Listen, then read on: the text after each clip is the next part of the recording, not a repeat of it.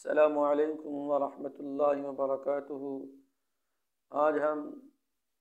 اس حدیث کے متعلق پڑھیں گے جس کو لے کر عام طور پر سوشل میڈیا کے اوپر صحابہ کرام کو طعن و تشنیع کا نشانہ بنایا جاتا ہے۔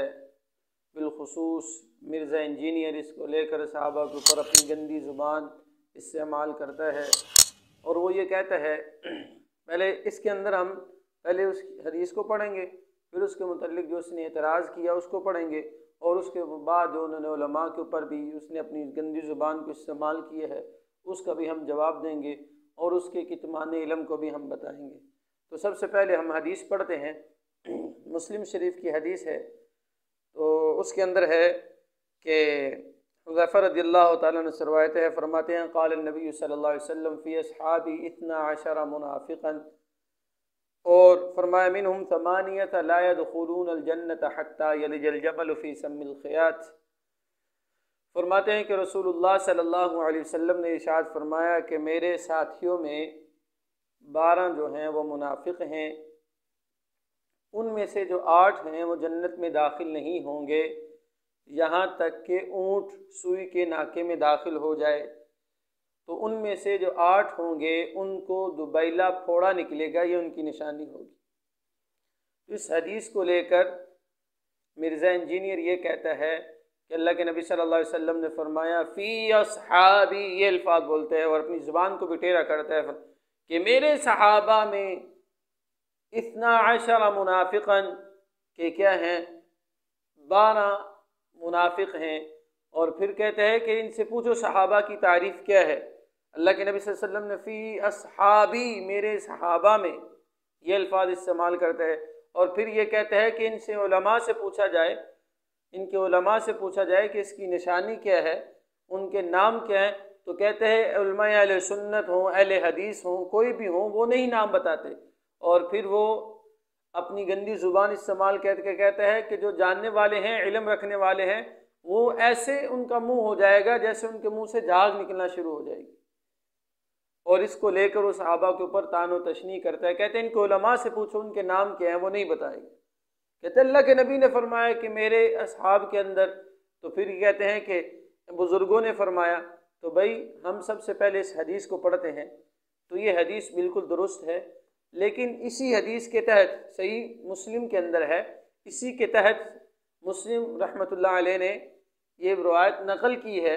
فی امتی 12 منافقا، کہ میری امت کے اندر 12 جو ہیں وہ منافق ہوں گے۔ اور یہ فی اصحابی جو استعمال کیا اور دوسری جگہ استعمال کیا فی امتی،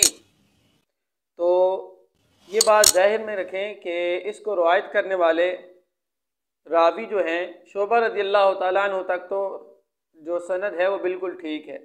لیکن شعبہ رضی اللہ تعالیٰ عنہ سے پہلے سند کے اندر اختلاف ہے۔ ایک سند کے اندر آتے ہیں اسود بن عامر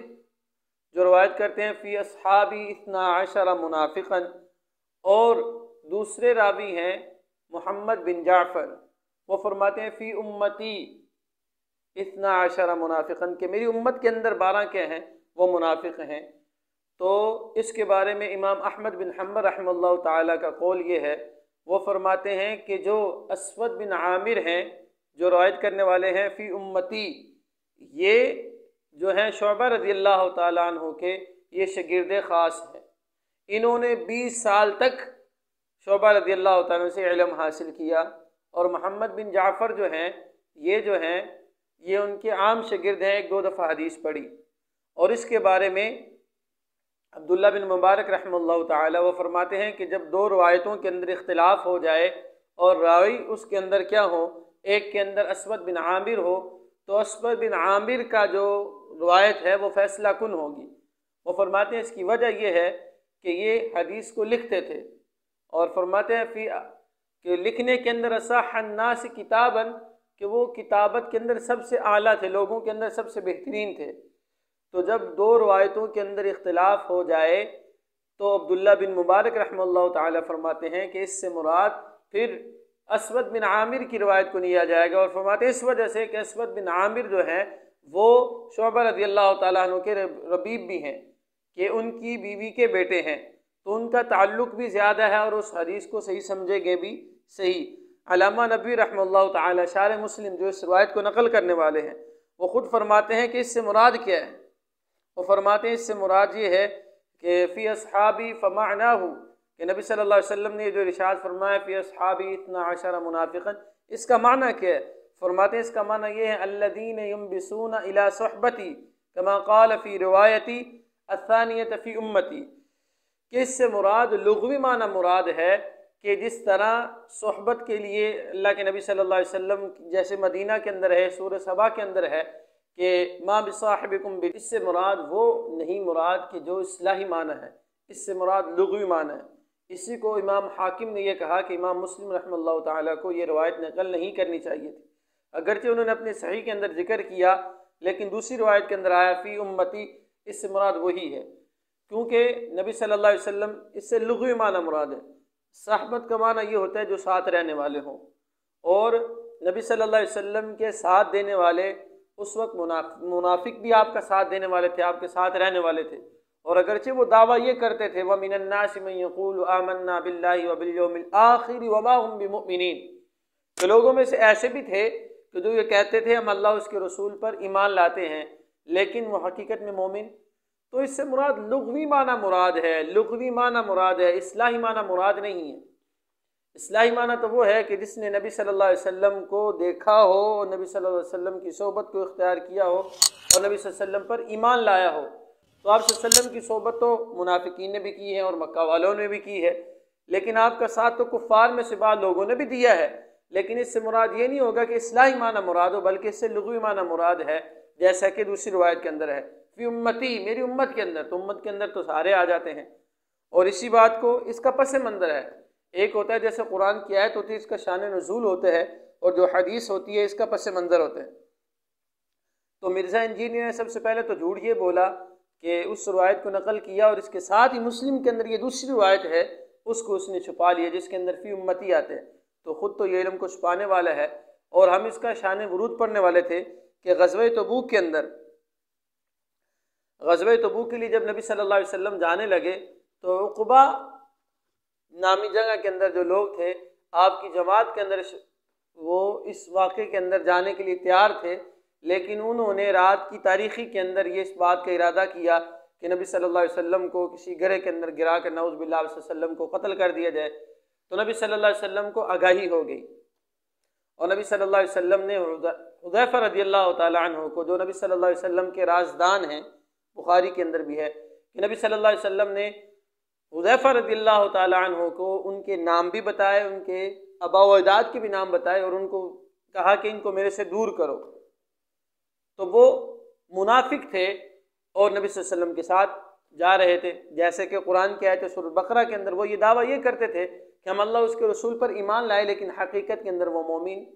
نہیں ہیں۔ اور ایک روایت کے اندر ہے، بخاری کی روایت ہے، جس کے اندر نبی صلی اللہ علیہ وسلم نے ان کو تنہائی میں بلایا اور اس کو کہا کہ میں تمہارے ارادے سے آگاہ ہو گیا ہوں، تو پھر وہ جھوٹی قسمیں اٹھانے لگے، یحلفون باللہ ما قالوا، کہ ہم نے یہ نہیں کیا، اور اللہ پاک نے بتا دیا کہ یہ جھوٹے ہیں۔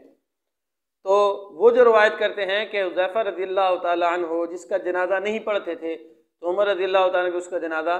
نہیں پڑھتے تھے، یہ بات یاد رکھیے۔ پھر وہ یہ کہتا ہے کہ حذیفہ رضی اللہ تعالیٰ عنہ اللہ کے نبی صلی اللہ علیہ وسلم کے رازدان تھے، اور وہ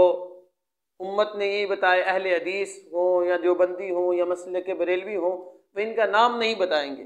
تو سب سے پہلی بات یاد یہ رکھیں کہ میں مرزا انجینئر سے یہ پوچھتا ہوں کہ جب جو رازدان ہوتا ہے اس راز کو محفوظ کیا جاتا ہے کہ دوسروں کو بتایا جاتا ہے؟ تو رازدان کا مطلب یہ ہے کہ اس کسی دوسروں کو بتانا نہیں۔ اگر یہ کہتا ہے کہ یہ علماء جو اہل سنت کے علماء ہیں یہ کتمان حدیث کر کے نبی صلی اللہ علیہ وسلم کی گستاخی کرتے ہیں، یہ علم کو چھپاتے ہیں، تو پہلی بات جیسے میں نے عرض کیا کہ رازدان وہ ہوتا ہے جو راز کو چھپا کے رکھے۔ اگر پھر بھی یہ کہتا ہے کہ نام بتایا جائے تو اس کی تعداد کے اندر اور ان کے ناموں کے اندر تھوڑا بہت اختلاف آتا ہے، اور تعداد کے اندر بعض محدثین نے، مفسرین نے دلائل النبوت کے اندر بھی لکھا ہے، المغازی کے اندر بھی لکھا ہے، ان کی تعداد کے اندر اختلاف ہے، بعضوں نے 7 کو نقل کیا، بعضوں نے 13 کو نقل کیا، بعضوں نے 14 کو نقل کیا۔ ان کے نام یہ ہیں: بدی ہے، اویس ہے، جلاز ہے، سعد ہے، قیس ہے، سلمہ ہے، حارث ہے، سوید ہے، داہش ہے، یہ ان کے نام نقل کیے گئے ہیں۔ اور ایک کا نام عبداللہ جو عثمان رضی اللہ تعالیٰ عنہ کے جو بھائی میں سے شمار ہوتے ہیں ان کو بھی نقل کیا ہے۔ تو بات یاد یہ رکھی جائے کہ یہ منافقین امت کے اندر منافقین تھے، صحابی نہیں تھے۔ صحابی وہ ہوتے ہیں کیونکہ نبی صلی اللہ علیہ وسلم پر جو ایمان لائے اور اس کی موت بھی ایمان کی حالت میں ہو، اگر ایمان کی حالت میں اس کی موت نہ ہو تو اس کو صحابی نہیں کہتے۔ دیکھا نبی صلی اللہ علیہ وسلم کو، صحبت بھی کی، لیکن جو صحیح معنوں میں نبی صلی اللہ علیہ وسلم کا دیدار کر لے وہ کلمے کو چھوڑتا نہیں ہے۔ اس سے مراد وہ تھے، یہاں تو جیسے نبی صلی اللہ علیہ وسلم نے فرما دیا دوسری روایت کے اندر فی امتی، میری امت کے اندر ہیں، اس سے مراد وہ ہیں کہ جو دعویٰ اسلام کرتے تھے، ایمان کرتے تھے، لیکن ان کے اندر ایمان ابھی راسخ نہیں ہوا تھا، یا منافقین کے ساتھ تھے یا مشرکین کے ساتھ۔ اس سے مراد وہ ہے کہ لغوی معنی مراد ہے، یا نبی صلی اللہ علیہ وسلم نے جیسے دوسری حدیث کے اندر روایت کر دیا۔ تو اللہ جل جلالہ سے دعا ہے کہ اللہ جل جلالہ ہمیں صحابہ کی قدر کرنے کی توفیق عطا فرمائے۔ صحابہ وہ صحابہ کے اندر ان کا شمار نہیں ہوتا جس کے بارے میں اللہ نے قرآن کے اندر سورۃ توبہ کے اندر ذکر کیا، والسابقون الاولون من المہاجرین والانصار والذین اتبعوهم بإحسان رضی اللہ عنہم ورضوا عنہ وأعد لهم جنات تجری من تحت الانہار خالدین فیہا ابدا ذلک الفوز العظیم، کہ مہاجرین، انصار اور مخلصین وہ صحابہ مراد نہیں ہے، اس سے مراد لغوی معنی ہے۔ تو اللہ جل جلالہ سے دعا ہے کہ اللہ جل جلالہ ہمیں صحابہ کے ساتھ محبت اور ان کی تحفظ کرنے کی توفیق عطا فرمائے، اور مرزا جیسے خبیثوں سے ہمارا چھٹکارا ہمیں نصیب فرمائے۔ وآخر دعوانا ان الحمد للہ رب العالمین۔